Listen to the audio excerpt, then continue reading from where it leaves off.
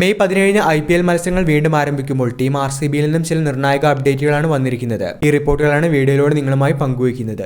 വീഡിയോയിലേക്ക് കടക്കും മുൻപ് ആദ്യമായാണ് നിങ്ങൾ ഈ ചാനൽ കാണുന്നതെങ്കിൽ ഏറ്റവും പുതിയ ക്രിക്കറ്റ് അപ്ഡേറ്റുകൾക്കായി ചാനൽ ഇപ്പോൾ തന്നെ മറക്കാതെ സബ്സ്ക്രൈബ് ചെയ്തു വെച്ചേക്കുക. ഇന്ത്യ-പാക് സംഘർഷത്തിനിടെ നാട്ടിലേക്ക് മടങ്ങിപ്പോയ പല താരങ്ങളും ടൂർണമെന്റിന്റെ ബാക്കി മത്സരങ്ങൾക്കായി അവൈലബിൾ ആയിരിക്കില്ല എന്നുള്ള റിപ്പോർട്ടുകളാണ് കഴിഞ്ഞ ദിവസങ്ങളിൽ കണ്ടിരുന്നത്. ഇത് ഏറ്റവും കൂടുതൽ ബാധിച്ച ടീമുകളിലൊന്ന് തീർച്ചയായിട്ടും RCB തന്നെയാണ്.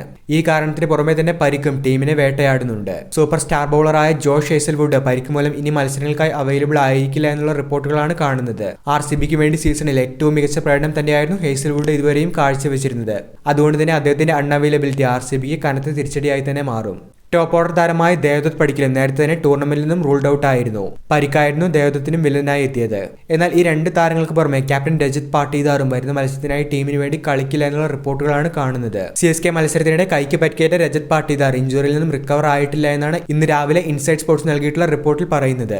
കൊൽക്കത്ത നൈറ്റ് റൈഡേഴ്സിനെതിരെയാണ് RCBയുടെ അടുത്ത മത്സരം. ഈ മത്സരത്തിനായി പാട്ടീദാർ ടീമിനൊപ്പം ഉണ്ടാകില്ല എന്നുള്ള റിപ്പോർട്ടുകൾ കാണുമ്പോൾ ഒരു സർപ്രൈസ് നീക്കത്തിന് തന്നെ RCB ചിലപ്പോൾ തയ്യാറായേക്കും. പാട്ടീദാറിന്റെ അഭാവത്തിൽ ജിതേഷ് ശർമ്മ നായകനാകുമെന്നുള്ള റിപ്പോർട്ടുകൾ ഉണ്ടായിരുന്നുവെങ്കിലും പുറത്തു വന്നിരിക്കുന്ന ഏറ്റവും പുതിയ റിപ്പോർട്ടുകൾ നോക്കുകയാണെങ്കിൽ KKRനെതിരായ മത്സരത്തിൽ കോഹ്ലി ആയിരിക്കും RCBയെ നയിക്കുക എന്നുള്ള അപ്ഡേറ്റുകൾ കാണുന്നുണ്ട്. ടെസ്റ്റ് കരിയറിൽ നിന്നും വിരാട് കോഹ്ലി വിരമിച്ചതിന് ശേഷമുള്ള ആദ്യ മത്സരം കൂടി ആയതിനാൽ തന്നെ അദ്ദേഹത്തിനോടുള്ള ആദരസൂചകമായി വൈറ്റ് ജേഴ്സി ആയിരിക്കും ഈ മത്സരത്തിനായി RCB ടീം എടുക്കുക എന്നുള്ള റിപ്പോർട്ടുകളും കണ്ടിരുന്നു. അതുകൊണ്ട് തന്നെ ഒരു സർപ്രൈസ് നീക്കമായി RCBയെ കോഹ്ലി തന്നെയായിരിക്കും നയിക്കുക എന്നുള്ള റിപ്പോർട്ടുകൾ ഇപ്പോൾ ശക്തമായി തന്നെ കാണുന്നുണ്ട്. വീഡിയോ അവസാനിക്കുന്നു. പുതിയ ക്രിക്കറ്റ് അപ്ഡേറ്റുകൾക്കായി ചാനൽ ഇപ്പോൾ തന്നെ മറക്കാതെ സബ്സ്ക്രൈബ് ചെയ്തു വെച്ചേക്കുക.